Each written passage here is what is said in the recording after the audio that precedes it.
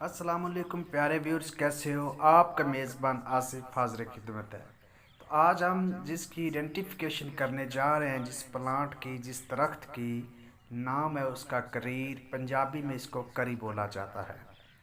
पहली बात तो ये सहराई और मैदानी इलाकों में पाया जाता है और मोस्टली ये दरख्त आप लोगों को कब्रिस्तान और वीराने और जंगल साइड की तरफ आपको नज़र आता है। करीर का दरख्त खुश्की वाली जगह पे ये ज़्यादा पाया जाता है। ये आप देख सकते हैं, इसके पत्ते तो वाज़ा तौर पर मेंशन नहीं है, लेकिन इसकी शाखें जो हैं पतली सी तकोनी सी हैं।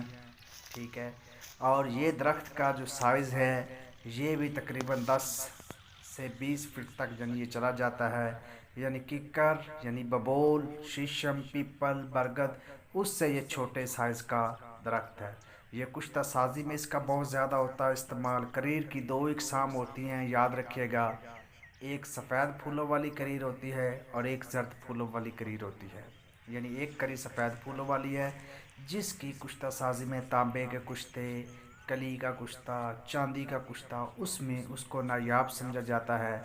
और आपको जहाँ भी करी नज़र आएगी वो जर्द फूलों वाली आएगी, सफ़ेद फूलों वाली ख़ास इलाका जात में पाई जाती है। तो ये आप वाज़ह तौर पर देख सकते हैं, मैंने इसकी आइडेंटिफिकेशन करवानी थी।